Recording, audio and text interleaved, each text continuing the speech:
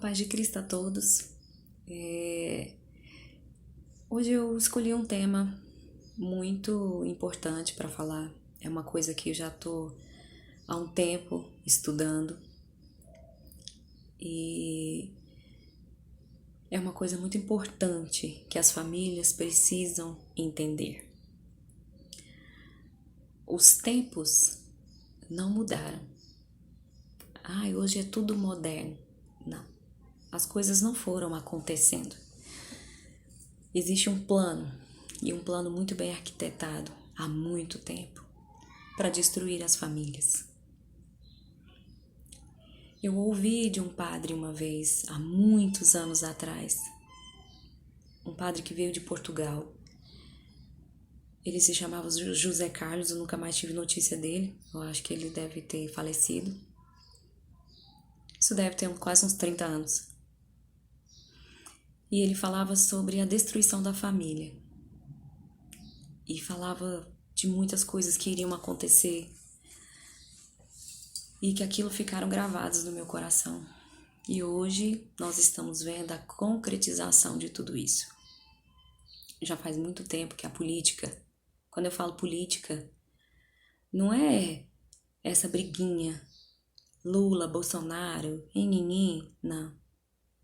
Eu tô falando de algo muito maior, muito grande, que tem um pai, que é o Satanás. Vocês sabem muito bem que a família é a base da sociedade. O que quer dizer a base da sociedade? É na família que se aprende as coisas boas. É na família que se aprende a trabalhar, que se aprende a dizer a verdade, que se aprende a não mexer no que é dos outros, que aprende a dividir, a compartilhar. É na família que se aprende a ter compaixão, a ter amor, a ter respeito, a ter obediência. A família tem uma estrutura e essa estrutura se baseia na Santíssima Trindade. Nós temos o pai, a mãe e os filhos. Isso não quer dizer que o pai seja melhor do que a mãe, e a mãe e o pai sejam melhores do que os filhos. Isso quer dizer hierarquia, quer dizer obediência. A mulher não é inferior ao homem. Nós temos o nosso lugar, que é um lugar muito importante.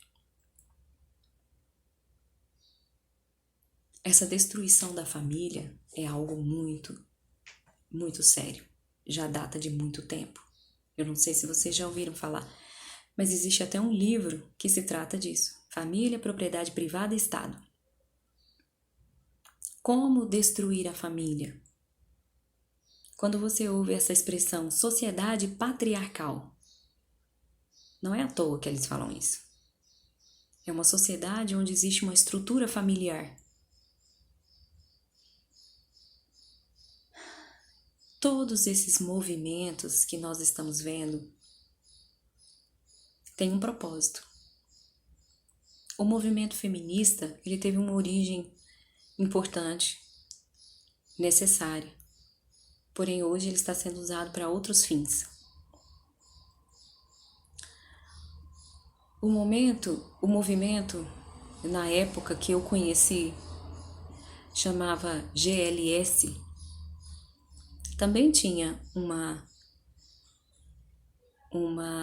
motivação importante, que era solicitar o respeito pelas pessoas, pela vida das pessoas. Só que hoje ele está sendo usado com outros fins. Aí já virou LGBTQRSTUVXZ.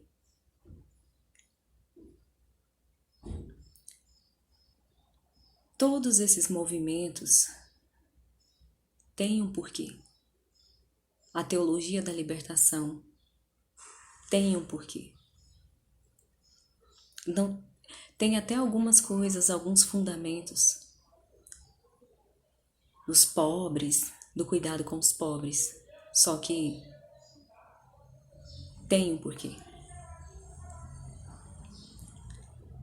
O que eu vou falar é muito importante e eu gostaria muito que todas as famílias pudessem ouvir. E eu falo com propriedade, porque eu já fui comunista, eu já fui feminista, eu já fui todo tipo de defensora de política de esquerda que vocês imaginarem na vida. Para vocês terem uma ideia, com 6 anos de idade, quando o Lula se candidatou pela primeira vez, eu acho que foi pela primeira vez, eu não me lembro exatamente, contra o Fernando Collor de Mello, eu usava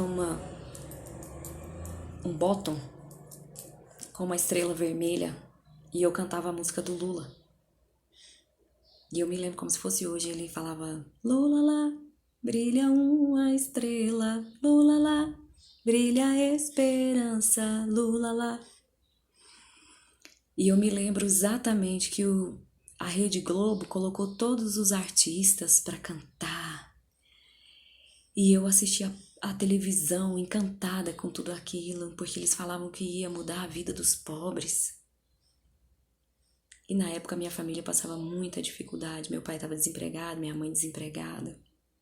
Meu pai foi para o garimpo, no Mato Grosso. Nós passávamos muita dificuldade e eu ouvia o discurso daquele homem e eu pensava, realmente vai cuidar dos pobres. E eu acreditava. Eu fui para a escola, eu aprendi todo tipo de coisa que não prestava. Eu tinha uma professora de história que era altamente comunista, altamente ateia. E eu ia para catequese e aprendia a catequese, mas eu aprendia as coisas com ela e eu ouvia aquilo tudo encantada. E eu achava assim, meu pai e minha mãe são 2 ignorantes, não sabem de nada. E eu assistia a política da União Soviética. Eu achava aquele nome maravilhoso, União Soviética. União das Repúblicas Socialistas Soviéticas. Ali lutava-se contra o capitalismo selvagem. Não existia pobres, todos eram iguais. Era assim que falava. Ali todos eram iguais. Só que eles não contavam que eles nivelavam para baixo. Eles não nivelavam para cima. Você não teria nunca chance de sair daquilo ali. Você seria pobre para o resto da sua vida. Mas essa parte eles não contavam. E aí, então, falava sobre a Guerra Fria entre os Estados Unidos e a União Soviética. E a gente vivia os anos 80 apavorados, com medo da bomba atômica, porque os Estados Unidos é um bicho papão. Soltou a bomba no Japão, realmente foi algo gravíssimo. Não estou defendendo os Estados Unidos. Guerra nunca é uma coisa boa. Mas eles nunca contavam para nós o que acontecia na União Soviética, onde as pessoas eram escravizadas, mortas de fome. Nunca contaram para nós o que fizeram na Ucrânia. Eu descobri depois de muito tempo. E eu me lembro que a Ucrânia foi um dos primeiros países a sair da União Soviética. E na televisão falava-se, eles não querem ser iguais, eles querem oprimir o povo. E o meu sonho era ir para Cuba. Lá se dançava, lá o povo era feliz. Todo mundo era igual. Era o que a professora ensinava na escola. E eu fazia campanha pro Lula. E a minha mãe só rezava. Porque a minha mãe era do tempo onde o pessoal conhecia o comunismo na essência. O meu avô conhecia o comunismo na essência. Ele tinha pavor do comunismo, porque ele sabia muito bem que era algo que era totalmente contrário à vontade de Deus. E eu defendia a política e meu avô falava para mim: minha filha, suas ideias são totalmente contrárias à vontade de Deus. Mas aquilo martelava na minha cabeça. Eu ia para a escola, aprendia só isso. Eu achava que era a solução realmente dos pobres. E aí, quando eu entrei na faculdade, eu conheci todo tipo de movimento esquerda. Eu tinha um cabelo enorme, que passava da cintura. Meu cabelo era lindo, eu era vaidosa. Quando eu entrei na escola, eu cortei meu cabelo aqui. Quando eu entrei na faculdade, eu cortei ele aqui. A minha mãe quase morreu. E aí eu aprendi tudo que não prestava. Eu comecei a participar de movimento feminista, de movimento político, da UNE. Eu fazia parte da União dos Estudantes. Eu fazia parte dos diretórios acadêmicos. Eu estava à frente de todo tipo de política de esquerda. E aí eu comecei a participar realmente do movimento feminista. Aquelas ideias me faziam bem. E eu achava que o homem queria oprimir a mulher.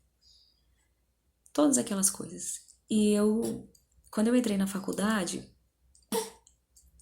eu usava um crucifixo. Eu ia para a igreja.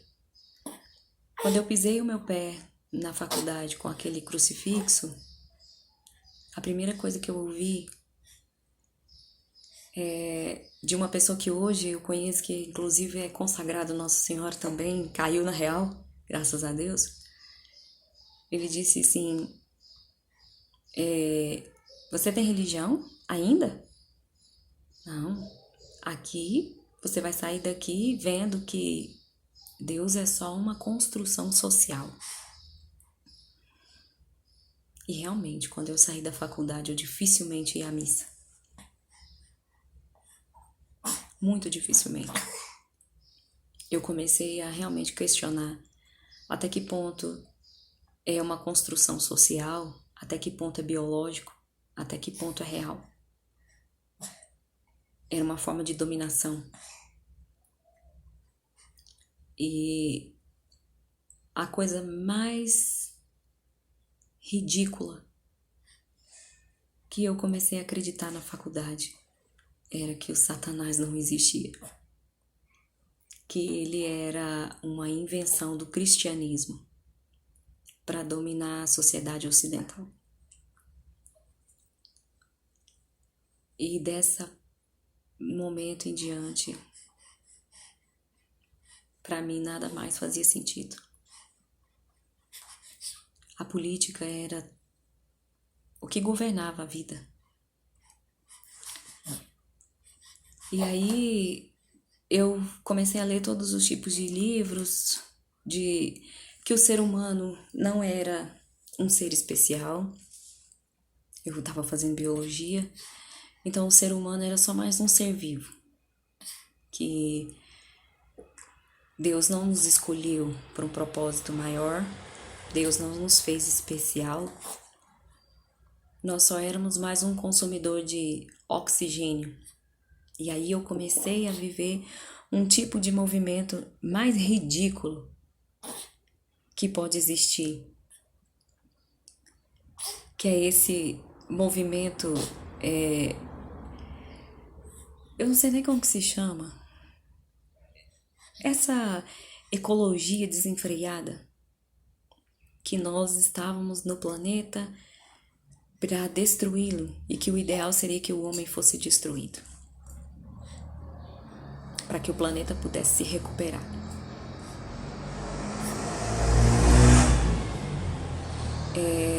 Todos esses movimentos ecológicos, feministas, eles têm um fundamento bom.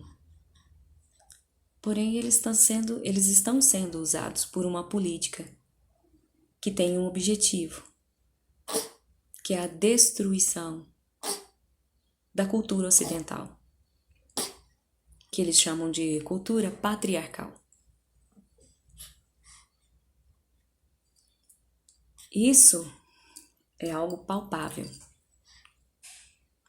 Se vocês tiverem interesse de buscar esse livro que eu disse sobre a família, a propriedade privada e o Estado,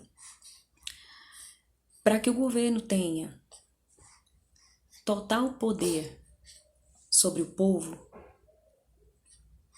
e isso é uma ideia que é pregada há muito tempo, até mesmo antes de Karl Marx, até na Grécia Antiga, era um tipo de política que se acreditava muito, já era difundido. Para que o governo tenha poder total sobre as pessoas, é necessário destruir a propriedade privada. E só se destrói a propriedade privada e só se iguala todos quando se destrói totalmente a autoridade. E a autoridade começa na família. Como que eu destruo a autoridade da família? Porque a família domina os filhos. A família cria-se pessoas. E como que eu destruo uma estrutura toda? Porque eles querem reconstruir uma nova sociedade. E como que nós... Quando você quer construir uma coisa totalmente diferente, o que você faz primeiro? Primeiro você destrói aquilo que está ali. É muito mais fácil do que reformar. Quando você quer fazer uma casa nova, é mais fácil você destruir a base dela todinha e começar de novo, do que você começar a mudar os cômodos de lugar. Então, para que se possa instalar uma nova sociedade, é necessário destruir toda aquela outra. Isso chama-se processo de desconstrução. Como que eu destruo uma ideia que está firmada na cabeça das pessoas biologicamente? Porque o ser humano é um ser pensante. Nós somos diferentes porque nós sabemos que sabemos. É isso que é ser um homo sapiens. Caso vocês não saibam o que significa homo sapiens, isso vem do latim e significa o homem que sabe. Só que antes de homo sapiens, ele se chamava homo sapiens sapiens. É o homem que sabe que sabe. Os bichos sabem, mas eles não têm consciência do que sabem. É isso que nos modifica. É isso que faz de nós sermos seres humanos. Só que se eu começo a desconstruir essa imagem, o que eu tenho que fazer primeiro? Eu começo a dizer que tudo aquilo é uma questão de opressão. É uma construção social. Eu posso simplesmente fingir que não existe. Como que eu vou fazer isso? Eu preciso destruir a imagem que as pessoas têm de família. Quando fala família, o que vem na sua cabeça? Para pensar um pouco. Pode ter certeza que praticamente 100% das pessoas é pai, mãe e filhos. É isso, é família. Então, eles querem tirar isso da sua cabeça. Essa política esquerdista, progressista, comunista. E como que eu vou destruir isso? Eu vou destruir a imagem do homem, da mulher e dos filhos. Como eu destruo a imagem do homem? Não existe homem, não existe mulher. Você pode ser homem, você pode ser mulher. Você pode estar homem, você pode estar mulher. Você pode estar gay, você pode estar isso, você pode estar aquilo. E eu começo a desconstruir essa visão que se tem de ser homem e ser mulher. E eu vou usar todas as ferramentas e armas que tiver na mão. Vou usar o quê? O movimento feminista, para dizer que as mulheres são oprimidas pelos homens, que os homens querem mandar nas mulheres, que até pouco tempo realmente tinham um porquê e um significado. Mas desde 1930 nós temos direitos civis. Desde 1960 as mulheres têm direito a denunciar os maridos por violência, por agressão. As mulheres sempre puderam trabalhar e estudar. Não se engane, eles só querem tirar o seu papel de mulher. Não estão preocupados com o seu direito. Essa conversa fiada de feminicídio, isso é conversa fiada. Não existe feminicídio, homicídio. Homicídio não é homem assassinado, é homo sapiens, que pode ser tanto homem quanto mulher.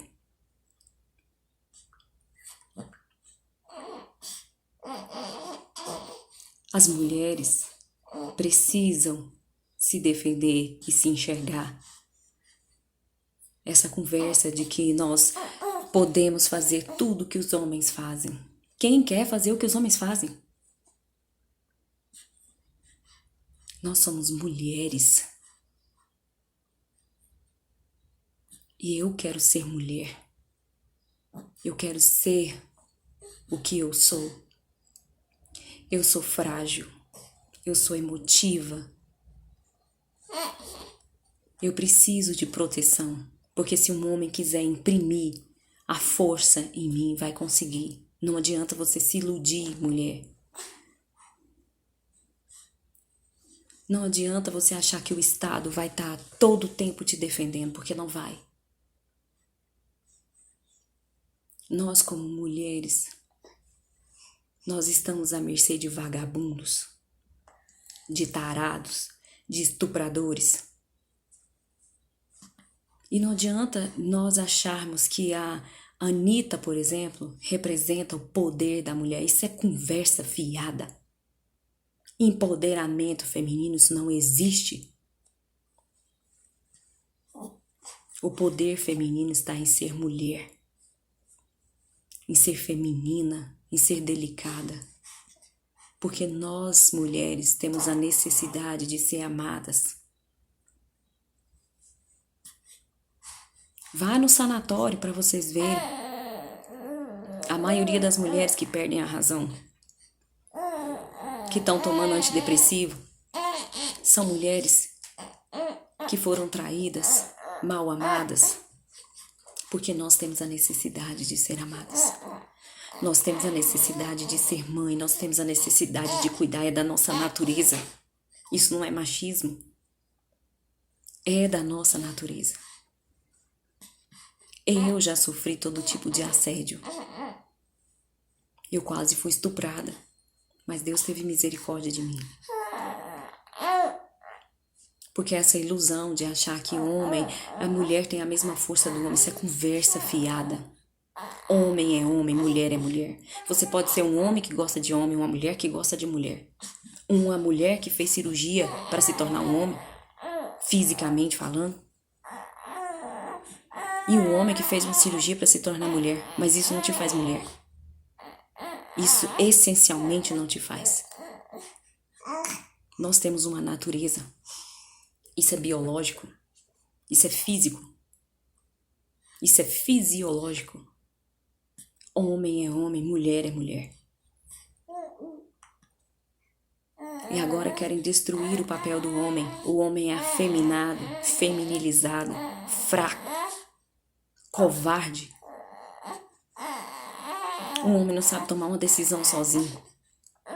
Um homem velho de 14 anos, 15 anos, 18 anos, nunca trabalhou. Não sabe o que é sustentar uma família. Muitas vezes vive à custa da mãe, na barra da saia da mãe. É isso que é desconstruir a visão de um homem. É o homem ao ponto do ridículo chegar e dizer que é feminista. Isso chega a soar ridículo.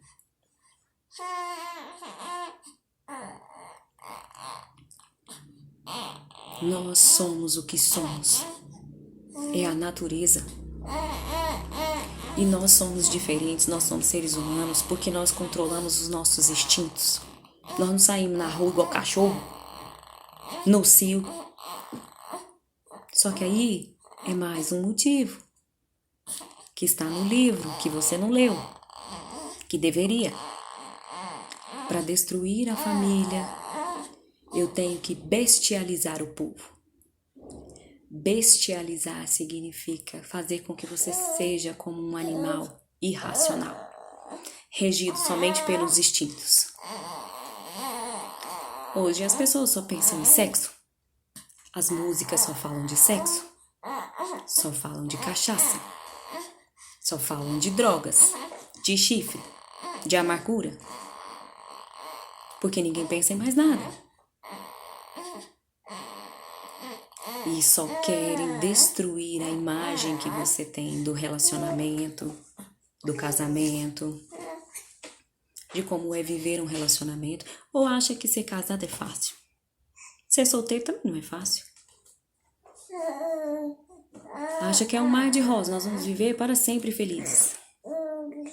Se você vive na prostituição, trazendo a prostituição para dentro de casa. E quando eu falo prostituição, não é aquela mulher que vive na rua se vendendo, não. Eu falo prostituição, essa porcaria que o Brasil está consumindo, que diz que é música. Essa Anitta nojenta, com a bunda de fora, dia e noite na televisão. É essa outra mulher desse Whindersson, que eu não sei nem quem é. É mostrando a bunda o tempo todo e as pessoas cantando essas coisas e rebolando como se fosse um cachorro no cio. As mulheres andando na rua com a bunda tudo de fora e os homens andando atrás. Isso é uma coisa que já é pensado há muito tempo. E mais uma coisa que está no livro, que você não leu, que deveria ler, é destruir as relações familiares. O que isso quer dizer? Para que todos sejam iguais, é necessário que todos façam sexo entre si. Mãe com filho, pai com filho. E vai destruindo isso. As crianças não têm mais a pureza. Por que você acha que eles querem sexualizar as crianças? Porque as crianças são as únicas coisas inocentes que existem no mundo. E aí querem substituir os filhos por cachorro, por gato, por boneca. Não tenha filhos, é essa a política. Filho só dá trabalho. Vocês não têm condições de cuidar dos filhos. Vai pondo filho no mundo para ficar jogado. Enquanto isso, os cristãos não querem mais ter filhos. Os cristãos estão deixando de ter filhos. Estão deixando de cultivar o cristianismo. Aí tem cachorro, tem gato, tem periquito, tem papagaio. E as mulheres falam assim, não é na maternidade que a gente se realiza na profissão. Ilusão, conversa fiada. Você vai passar o resto da vida correndo atrás do que não tem. Porque a gente só se realiza na maternidade. Pode ser a maternidade biológica, pode ser a maternidade espiritual. Mas a mulher só se realiza na maternidade. E o homem só se realiza na paternidade. Pode ser na paternidade biológica, ou na paternidade espiritual, ou adotiva. Mas o homem tem necessidade de cuidar. Aí hoje dizem para vocês assim, dizem para nós, as mulheres querem homens sensíveis. Aí os homens começam a choradeira. E aí esses que ficam chorando não conseguem namorar. E aí dizem assim, as mulheres gostam de cafajestes. As mulheres gostam de cafajeste porque cafajeste geralmente tem atitude. Geralmente é homem. E aí as mulheres querem tomar o lugar dos homens. E começam a ficar masculinizadas. E começam a usar essas roupas horrorosas. Achando que é homem. Aí não dá conta de empurrar um chevette ladeira acima. Porque tem queda de bexiga. Porque é isso que acontece com mulher que pega peso. Tem queda de bexiga. Tem queda do útero. Tem menos fôlego. Porque o pulmão é menor. Pode ir no centro de anatomia. Pode ir. Se vocês quiserem ir lá no IML. Pode passar 200 anos que a pessoa morreu lá. Lá a tumba do Egito. Eles vão olhar a arcada lá e sabem que é mulher e sabem que é homem. Você vai lá procurar. Depois de sei quantos mil anos que já morreu, que já foi mumificado, tá lá. É homem e é mulher. Isso é ilusão da cabeça das pessoas. Que você é e que ser homem e ser mulher é uma construção social. Isso é biológico. Isso é físico. E é isso que querem fazer. Destruir a visão que nós temos uns dos outros. E aí, para piorar a situação, usam a questão da ecologia. Os animais. Ai, meu Deus. E aí o seu filho que tá aí vendo o celular, parecendo um bobo, chorando por conta dos animais lá da Amazônia. Mas não sabe botar uma água numa planta aqui dentro de casa. Não sabe botar o lixo pra fora. E aí tá lá, ai meu Deus, tá morrendo gente lá não sei na onde. Ai, porque as mulheres estão morrendo no feminicídio, mas não tem coragem de lavar o banheiro pra mãe. E a mãe fica aí dizendo, os homens, não sei o que, eles são brutos. Aí ensina o filho a ser um marica. E marica que eu falo é no sentido de homossexual, não. Não tô ofendendo homossexuais, não. Que isso a gente tem que ter respeito. Cada um tem a sua vida e vai prestar contas a Deus. Não sou eu que vou dizer quem vai pro céu, quem vai pro inferno. Mas só que nós não devemos ser regidos pela nossa vida sexual. A intimidade é para dentro de 4 paredes. Ninguém precisa saber com quem que você deita, quem deixou de deitar. Se você respeita uma casa, essa casa vai te respeitar. É isso que o movimento LGBT, QI, sei lá, não entende. Nós cristãos não odiamos os homossexuais. Nós entendemos que é pecado. É assim que foi nos ensinado. Agora, ele vai prestar contas para Deus, não para mim. Só que por ele ser homossexual, ele não pode ensinar o meu jeito de viver. Respeito é uma coisa, imposição é outra totalmente diferente.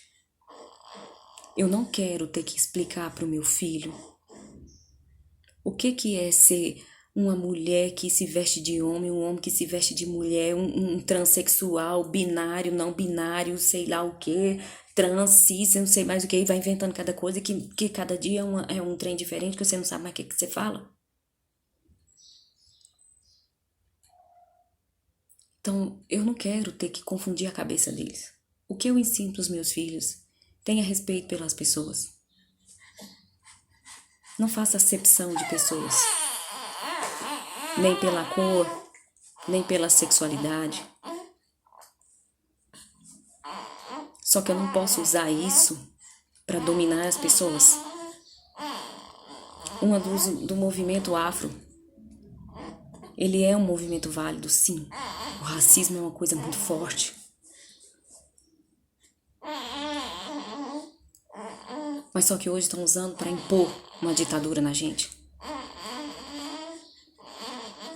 Cota para negro, por quê?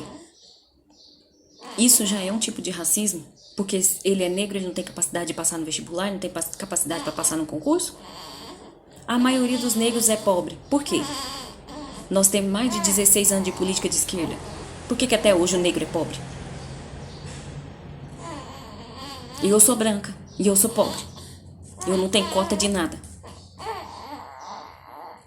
E eu não tenho um centavo. E, inclusive, sou desempregada.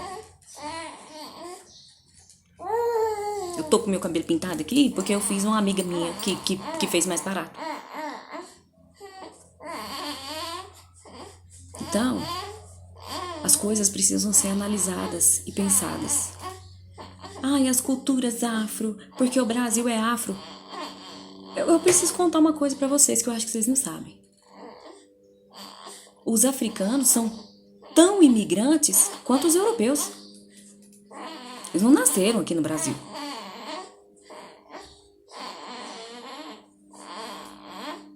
Vieram para o Brasil. Os brancos vieram para o Brasil. No Brasil nós não temos branco puramente branco, negro puramente negro. Tira isso da cabeça. Nós somos um povo misturado. E é essa que é a beleza do brasileiro, é ser misturado. E essa política maldita de esquerda quer separar todo mundo. Quer separar rico de pobre, quer separar negro de branco. Quer separar os homossexuais dos heterossexuais. Quer um homossexual, ele é de uma família. Ele nasceu de um homem e uma mulher. Ainda não conseguiram fazer essa inseminação in vitro com 2 mulheres ter filho e 2 homens ter filho. A ciência não está avançada desse tanto. Então, querendo ou não, todos nós nascemos de um homem e de uma mulher. Pode ser um homem que veste de homem, uma mulher que veste de mulher, mas é um homem e uma mulher. Isso é realidade, isso é fato. Não é social, não é ilusão. Se eu chegar aqui e dizer que eu sou Napoleão, eu sou Napoleão, por um acaso? Vamos dizer que eu sou doida. Se eu chegar aqui e dizer que eu sou a rainha da Inglaterra, vai brotar aquelas joias da rainha aqui na minha cabeça? Então quer dizer que se eu disser que eu sou homem, que eu sou mulher, que eu sou isso, que eu sou aquilo, que eu sou índio, aí vai ser? Basta dizer. Mas se basta dizer, então, vou dizer que eu sou a rainha da Inglaterra, quem sabe brota aquela coroa na minha cabeça. A ciência já provou, por A mais B, que existe diferença entre